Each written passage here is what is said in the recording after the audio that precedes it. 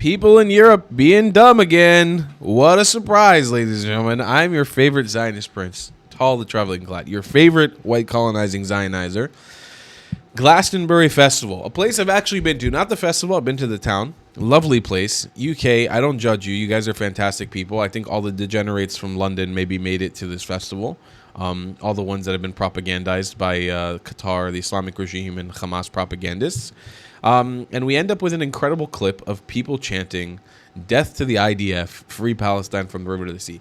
Let's take a look at this. We'll see the subsequent reaction on Twitter, and we'll do a little bit of analysis here. This is Bob Villain.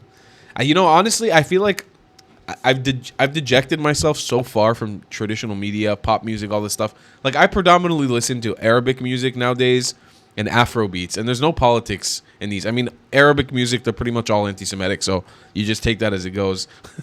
And then Afro beats, they don't talk about politics. It's all about having sex and enjoying. So it's like this. I'm so removed. I don't even know who Bob Villain is. I don't know what these bands are. I have no idea who these people are or their notoriety.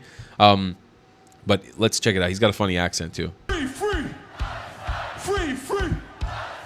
Alright, but have you heard this one though? Death to the IDF. Death to the IDF. Death to the IDF. Death to the IDF. Death to the IDF. Hell yeah, from the river to the sea, Palestine must be, will be, inshallah, it will be. Inshallah. Death to the IDF. I like how they say deaf, DEAF. Death to the IDF, innit? Fucking in it, mate. This is a Houthi spokesperson. Yeah, this is where we're at right now. So we'll look at the reaction here a little bit on Twitter. There's the top posts. Here's what I'll say. The Jewish world, as I've criticized before, also doesn't know how to react to this stuff well. Like, the reaction from the Jewish world will always be like, Holocaust, October 7th, we're being killed, we're the victims. It's just the counterculture. I've talked about this so many times. We are so bad as Jewish people. And what is this channel? What is my channel? What is Official SAR TV's channel? What is Other Barak's channel? What is Ishai Fleischer's channel? We're counterculture. We are counterculture. And you know where I learned this term from? I didn't know much about it. I learned it from a commentator named Tim Pool, where he always talks about this in conservative circles. And while I reject being labeled as a conservative, because it's not what I am, it's not what I stand for, I'm not a conservative political commentator. I'm a counterculture for the Jewish people. We don't have anything like this. We just have a bunch of fucking people complaining on social media and not willing to do anything about it. And then they go make a fucking gala for $1 million and spend all the money and don't do anything useful. This is counterculture. And counterculture is commentating on it. I wish we could put something together where we equally do something as degenerate-like. I do believe in the idea of stooping down to their level. People don't understand. It's useful. It's key. We should stoop down to their level. We don't need to hold ourselves up higher. And this isn't me saying death to Palestinians. Go have a thing, death to Hamas, death to Hamas, death to Khomeini. Like, we need to have that kind of viral clip coming out. But we don't do it. We just go on Twitter and we complain. And look, this is no criticism of Julia. I don't know who she is, but this is me criticizing. Without even reading it, I already know what she's going to do. If you're at Glastonbury and you keep going to the kneecap gig when one of the band members is charged under Terrorism Act, you just don't need to examine your conscience. You need to your head examined. Did you forget that on October 7th, hundreds of Nova Music Festival goers were murdered, raped, or taken hostage by Hamas and cheered on by Hezbollah?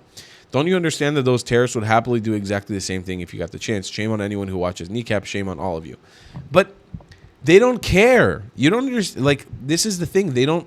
I'm sorry. I jumped to my Twitter. They don't care.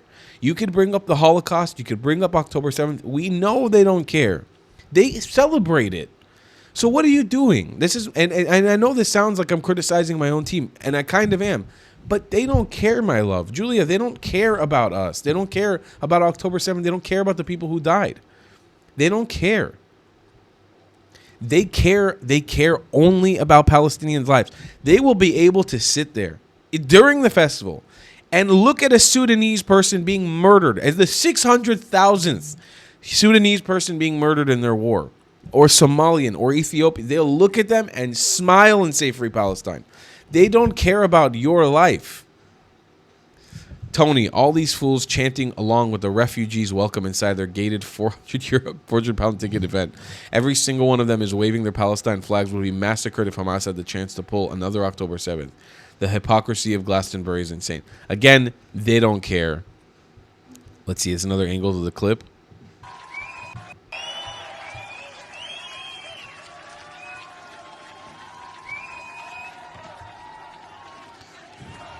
Free, free. Free, free. Free, free. Alright, but have you heard this one though? Death, death to the IDF. Death, death to the IDF. Death, death to the IDF. Death, death to the IDF. I wonder if the guy's Muslim.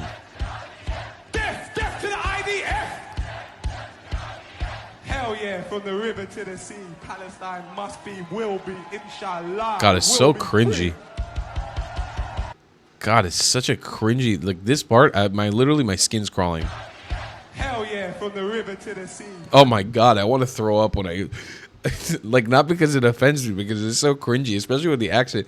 Hell yeah, hell yeah, free Palestine from the river to the sea. The way, the inflection in which he says it is the cringiest shit I've ever heard in my life. Hell yeah, from the river to the sea. Oh my God, I'm literally I'm dry heaving. God, that's the fucking cringiest shit I've ever heard in my life. Hell yeah. From the river to the sea, baby. Palestine must be, will be. Palestine must be, will be, inshallah. Inshallah. Yeah, brother. I wonder how your Muslim brothers and sisters feel about you performing on stage like that with your dreadlocks and with your shirtless death to the IDF, death to the IDF. Here's another angle of the Bob Villain. Free Palestine. United Nations have called it a genocide. The BBC calls it a conflict. I don't think the United Nations have ever called it officially a genocide because there's still no proof for a genocide. Dusk approaches at Glastonbury. My God, this is just pure retardation. Okay, there you go. That's also, yeah, that does tell you everything you need to know. The way Glastonbury is left every year tells you all you need to know about the type of people who go. Cool, they want to turn it into Palestine. They want it to look like Palestine. That's great. Funny how lefties like Michael Eavis, his daughter, and the Labour chums are supportive of migration, yet they erect the Great Wall of Glastonbury to keep Brits out and protect their profit margins. Hypocritical tosses. UK border security is helping the refugees off the boats into the UK. Glastonbury security. My God. I was curious a little bit about the background of Bob Villain, who he was. He doesn't look Arab or Muslim, but it's an actual band, Bob Villain. Are an English pop punk duo based in London who play a style merging elements of grime, pop punk, and hip hop. Okay. Let's see if we can get to any sort of information. Oh. Okay, here we go. Common ideas found in the lyrics include social and political issues such as racism, police violence, unequal income distribution, access to healthy food, gentrification, mental health, fatherhood, late-stage capitalism, homophobia, toxic masculinity, Britain's political hypocrisy, and the pharmaceutical industry. Sounds like a really fun band. Sounds like some really fun, interesting music to listen to. Yeah, I can't find anything on them being Muslim or Arab or anything. So it's just more, probably more posturing here. They don't. I mean, obviously they clearly don't care. And also, I'm seeing like they have 72,000 followers on Instagram. I think it's clear. It was the same thing with that retarded band Kneecap a little while ago. It's like a band that nobody knows, nobody really cares about. And I guess this is a way for them to churn out new followers. The problem is, I think they don't understand the way that the market of ideas, especially the market of propaganda, works. You become a Hamas propagandist, a Palestinian propagandist for a few weeks, few months, even maybe a year. You know, but like, look where it got Macklemore.